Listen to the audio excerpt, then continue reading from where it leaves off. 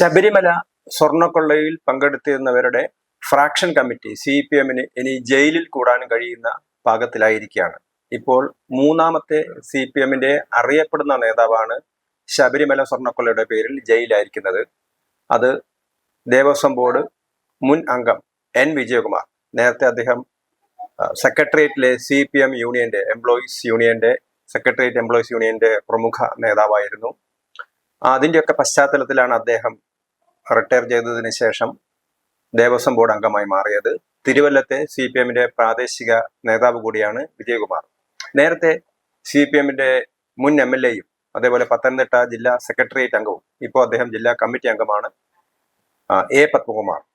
അദ്ദേഹം ജയിലാണ്. അതുപോലെ തന്നെ വാസു, CPM-ന്റെ പ്രമുഖ നേതാവാണ് N. വാസു. പത്മകുമാറിന് ശേഷം വാസു ആണ് ദേവസ്വം ബോർഡ് പ്രസിഡന്റ് ആയത്. അതിനു മുമ്പ് അദ്ദേഹം ദേവസ്വം കമ്മീഷണറായിരുന്നു. അങ്ങനെ 3 പ്രമുഖ നേതാക്കൾ ശബരിമല സ്വർണ്ണക്കൊള്ളയിൽ ഇപ്പോൾ അകത്ത് കിടക്കുകയാണ്. അപ്പൊ CPM-ന് ഒരിക്കലും തങ്ങളുടെ പങ്ക് നിഷേധിക്കാൻ കഴിയാത്ത രീതിയിലേക്ക് കാര്യങ്ങൾ എത്തിയിരിക്കുന്നു എന്ന് വ്യക്തം. ഇനി ഒരാൾ കൂടി അകത്ത് കയറാനുണ്ട്. അത് നമ്മൾ വലിയ ഒരു പോലീസ് ഉദ്യോഗസ്ഥന്റെ അച്ഛനായിട്ടുള്ള KP ശങ്കരദാസ്. വിജയകുമാറിനെ അറസ്റ്റ് ചെയ്തെങ്കിൽ, പത്മകുമാറിനെ അറസ്റ്റ് ചെയ്തെങ്കിൽ എന്തുകൊണ്ടാണ് ശങ്കരദാസിനെ അറസ്റ്റ് ചെയ്യാത്തത് എന്ന ചോദ്യം ഉയരുന്നുണ്ട്. ഒരുപക്ഷെ ഇന്നല്ലെങ്കിൽ നാളെ അദ്ദേഹത്തെ അറസ്റ്റ് ചെയ്യുമായിരിക്കും, അദ്ദേഹം കീഴടങ്ങുമായിരിക്കും. ഇവരൊക്കെ തന്നെ പല മുൻകൂർ ജാമ്യാപേക്ഷയുമായിട്ട് ജില്ലാ കോടതിയിലും ഹൈക്കോടതിയിലും സുപ്രീം കോടതിയിലും ഒക്കെ കയറി നിറങ്ങുകയാണ്.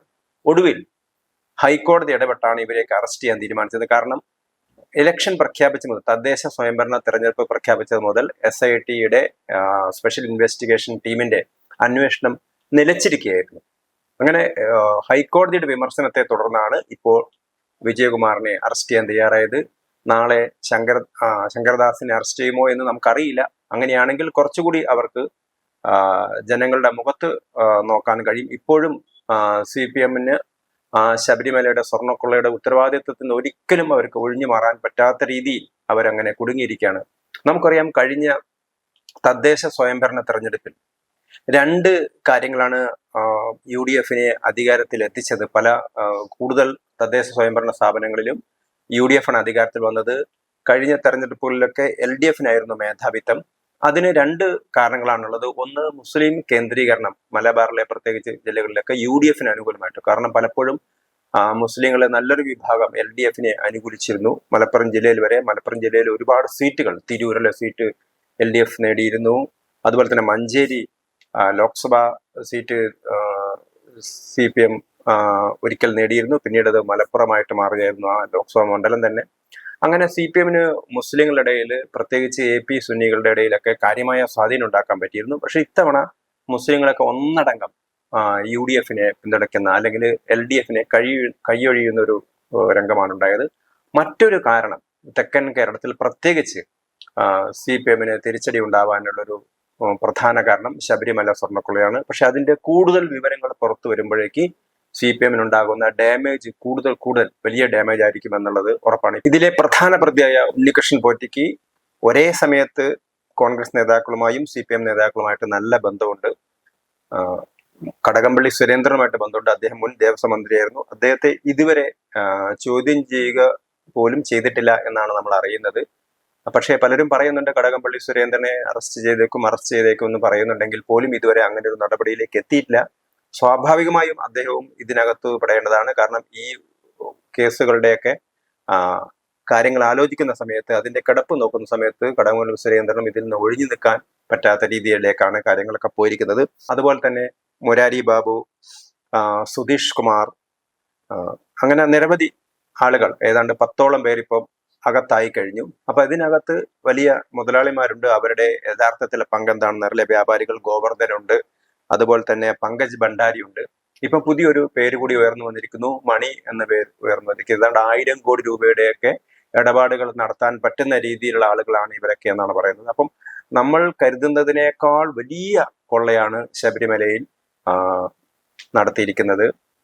CPM ആണെങ്കിൽ ഈ കൊള്ളയ്ക്ക് പറ്റിയ ആളുകളെ തന്നെയാണ് ദേവസ്വം ബോർഡിലേക്ക് പറഞ്ഞയച്ചിരിക്കുന്നത് എന്ന് വേണമെന്നൊക്കെ പറയാം.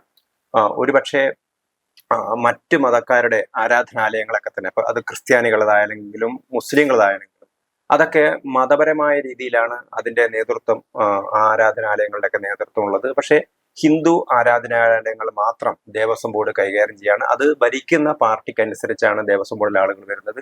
ഈ പറയുന്ന ആളുകളൊന്നും തന്നെ അങ്ങനെ ഒരു പശ്ചാത്തലമുള്ള, ഒരുപക്ഷെ പത്മകുമാർ വലിയ ദൈവവിശ്വാസിയാണെന്നാണ് പറയുന്നത്. മറ്റുള്ള ആളുകളൊന്നും തന്നെ ആധ്യാത്മിക പ്രവർത്തനങ്ങളോ ക്ഷേത്രങ്ങളുമായിട്ട് ബന്ധപ്പെട്ട പ്രവർത്തനങ്ങളോ ഒന്നും തന്നെ പങ്കെടുക്കുന്ന ആളുകളല്ല. അവരൊക്കെ തന്നെ പാർട്ടി സംഘടന പ്രവർത്തകരായിട്ടുള്ള ആളുകളാണ്. പ്രത്യേകിച്ച് കമ്മ്യൂണിസ്റ്റ് പാർട്ടി എന്ന് പറയുന്ന സമയത്ത് തന്നെ അവരുടെ ആശയപരമായ അടിത്തറ തന്നെ ദൈവവിശ്വാസത്തെ നിഷേധിക്കുന്നതാണ്. അപ്പൊ ഇങ്ങനെയുള്ള ആളുകളൊക്കെ തന്നെ ക്ഷേത്രങ്ങളിലൊക്കെ കടന്നുകൂടി തങ്ങളുടെ നിയന്ത്രണം ഏർപ്പെടുത്തുക, അത് മാത്രമാണ് നമ്മൾ ചെയ്യുന്നത്. കാരണം അവരുടെ ആളുകളെ ജോലിക്ക് കയറ്റുന്നു, അതിൽ നിന്ന് മേധാവിത്വം ഉണ്ടാക്കുന്നു എന്ന് മാത്രമാണ് നമ്മൾ ഇതുവരെ ധരിച്ചിരുന്നത്. പക്ഷെ ക്ഷേത്രത്തിലെ സ്വത്തുക്കളൊക്കെ കൊള്ളയടിക്കുകയാണ്, അല്ലെങ്കിൽ സ്വർണം കൊള്ളയടിക്കുകയാണെന്നുള്ള കാര്യമാണ് ഇപ്പോൾ മലയാളികളെ സംബന്ധിച്ചിടത്തോളം വളരെ അവരെ ആശങ്കാകുലരാക്കിയിരിക്കുന്നത്. അപ്പൊ അതിന്റെ ഏറ്റവും വലിയൊരു അവസ്ഥയിലേക്കാണ് ഇപ്പൊ എത്തിയിരിക്കുന്നത്. ഇതിന്റെ പേരിലാണ് രാഷ്ട്രീയത്തിൽ മൊത്തം ഇപ്പൊ കേരളത്തിൽ ചലനങ്ങൾ ഉണ്ടാകാൻ പോകുന്നത്.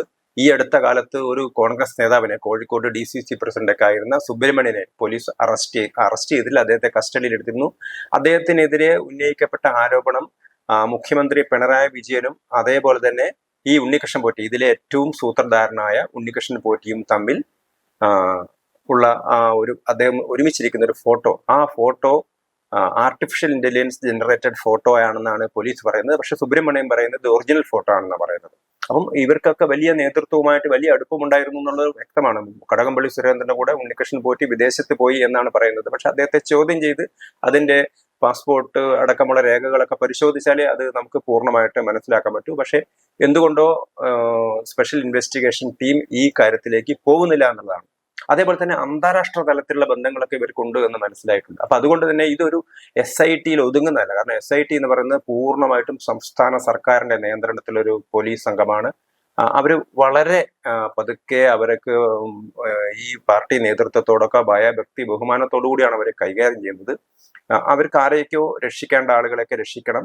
ചിലപ്പോൾ അവർക്ക് രക്ഷിക്കാൻ പറ്റാത്തത് കൊണ്ട് മാത്രമാണ് പലരെയും പിടിക്കുന്നത്. ഇപ്പൊ തന്നെ പത്മകുമാർ മാത്രമാണ് ഇതിലെ കാര്യം, ഈ വിജയകുമാറിനും അതുപോലെ ശങ്കർദാസിനും യാതൊരു റോളും ഇല്ല എന്നൊക്കെയാണ് പറഞ്ഞിരുന്നത്. പക്ഷേ ദേവസ്വത്തിന്റെ ബൈലോ പ്രകാരം 2 അംഗങ്ങളൊന്നും അറിയാതെ തീരുമാനമെടുക്കാൻ പറ്റില്ല. അപ്പൊ ദേവസ്വം ബോർഡ് പ്രസിഡന്റ് മാത്രം വിചാരിച്ചാൽ തീരുമാനങ്ങൾ എടുക്കാൻ പറ്റില്ല എന്നുള്ളത് വളരെ ഉറപ്പാണ്. ഇപ്പം അതിന്റെ പേരിലാണ് വിജയകുമാറിനെ അറസ്റ്റ് ചെയ്തിരിക്കുന്നത്. ഇവരൊക്കെ ഒരു കൂട്ടായിട്ടാണ് ചെയ്യുന്നത്. പക്ഷേ പ്രശ്നം വന്ന സമയത്ത് വിജയകുമാർ ഒഴിയാണ്. വിജയകുമാർ പറഞ്ഞത് പത്മകുമാർ സഖാവ് പറഞ്ഞു, ഞാൻ ഒപ്പിട്ടു, എനിക്കൊന്നും അറിയില്ലേ രാമനാരായണ എന്നുള്ള രീതിയിലാണ് അവരൊക്കെ കാര്യങ്ങൾ എത്തുന്നത്. ഏതായാലും കേരളത്തെ സംബന്ധിച്ചിടത്തോളം വളരെ ഗുരുതരമായ രീതിയിലേക്കാണ് കാര്യങ്ങൾ പോകുന്നത്.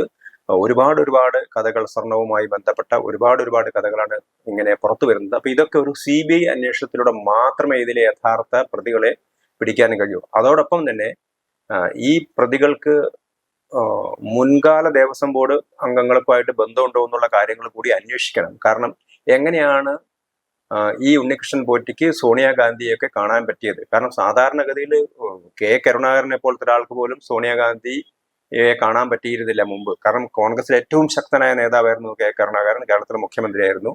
അദ്ദേഹത്തിന് പോലും സോണിയാഗാന്ധിയെ കാണാനുള്ള അനുവാദം നിഷേധിക്കപ്പെട്ട അവസരങ്ങളൊക്കെ ഉണ്ടായിരുന്നു. പക്ഷേ ഇവിടെ ഉണ്ണികൃഷ്ണൻ പോറ്റിയെ പോലത്തെ ആളുകൾക്കൊക്കെ സോണിയാഗാന്ധിയെ കാണാൻ പറ്റുന്നു എന്ന് പറയുന്ന സമയത്ത് അദ്ദേഹത്തിന് കോൺഗ്രസ് നേതൃത്വത്തിലുള്ള ഒരു സ്വാധീനമുണ്ട്. അപ്പൊ ഇപ്പം കോൺഗ്രസ്സുകാർ രാഷ്ട്രീയ നേട്ടത്തിന് വേണ്ടിക്കൊണ്ട് ഇത് ഉപയോഗപ്പെടുത്താൻ ശ്രമിക്കുന്നുണ്ടെങ്കിൽ, മുതലെടുക്കാൻ ശ്രമിക്കുന്നുണ്ടെങ്കിൽ പോലും കോൺഗ്രസിലെ ആളുകൾക്കും ഇത്തരത്തിലുള്ള വെട്ടിപ്പുകാരുമായിട്ടൊക്കെ ബന്ധമുണ്ടാവും എന്നുള്ളത് വളരെ വ്യക്തമാണ്. കാരണം അവരും ഇങ്ങനെ ക്ഷേത്രങ്ങളൊക്കെ കൈയടക്കിക്കൊണ്ട് കാര്യങ്ങളൊക്കെ നടത്തുന്ന ആളുകളാണ്. അപ്പം അതുകൊണ്ട് തന്നെ കോൺഗ്രസിന്റെ റോൾ നമുക്ക് നിഷേധിക്കാൻ പറ്റില്ല. കോൺഗ്രസിന്റെ ഈ റോൾ എന്തായാലും പുറത്തു വരേണ്ടിയിരിക്കുന്നു. ഒരു CBI എൻക്വയറിയിലൂടെ മാത്രമേ ഈ വക കാര്യങ്ങളൊക്കെ പുറത്തു വരാൻ പറ്റൂ. കാരണം ഇതിന് അന്താരാഷ്ട്ര തലത്തിലുള്ള ബന്ധങ്ങളുണ്ട്, വലിയ കൊടുക്കൽ വാങ്ങലുകളൊക്കെ നടന്നിട്ടുണ്ട്, വലിയ ഇടപാടുകളാണ് കരുതിയിട്ട് തങ്ങളൊക്കെ മാറി എന്ന് ചിലരും പോലീസിനൊക്കെ മൊഴി കൊടുത്തിട്ടുണ്ട്. അപ്പം അത്രയും ആയിരങ്ങൾ ഒക്കെ കോടി വരുന്ന തുകയാണ് ഇവിടെ ഇടപാട് നടക്കുന്നത്. അതുകൊണ്ട് തന്നെ ഇവിടെ ഒരു വലിയ അന്വേഷണം, അതിപ്പോ ED ഓൾറെഡി ഇതിന്റെ രേഖകളൊക്കെ ആവശ്യപ്പെട്ടിട്ടുണ്ട്. ഇനി CBI എൻക്വയറി കൂടി വന്നാൽ മാത്രമേ ഇതിലെ യഥാർത്ഥ പ്രതികളെ പിടിക്കാൻ കഴിയൂ എന്നാണ് കേരളത്തിലെ സാധാരണ ജനങ്ങൾ വിശ്വസിക്കുന്നത്.